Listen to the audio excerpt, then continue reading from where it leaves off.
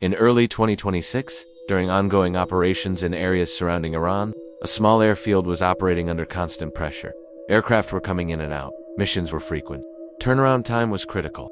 On the ground, every second mattered just as much as in the air. Among the personnel was a crew chief, responsible for making sure aircraft were ready, safe, and mission. One evening, after a routine mission, an aircraft returned earlier than expected. Something wasn't right. The pilot reported a mechanical issue that made the aircraft unsafe to send back out without inspection. At the same time, another mission was scheduled, requiring that exact aircraft. No backups were available. Delaying wasn't a good option, but sending it back out without addressing the issue wasn't either. The crew chief stepped in. He quickly assessed the situation. The problem wasn't obvious. It required a deeper check. Working with a small team, he began going through systems piece by piece. Time was limited, pressure was high, but rushing could make things worse. So instead of guessing, he focused.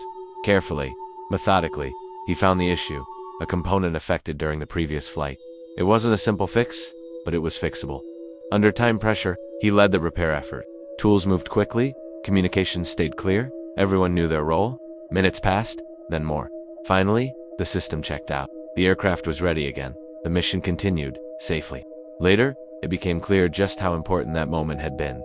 If the issue had been missed, the next flight could have faced serious problems. If the mission had been delayed, it could have affected operations elsewhere. But because one person took the time to do things right, even under pressure, everything stayed on track. He didn't fly the mission, he didn't see what happened in the air, but his work made it possible. One aircraft, one decision to slow down and focus. A mission that continued safely.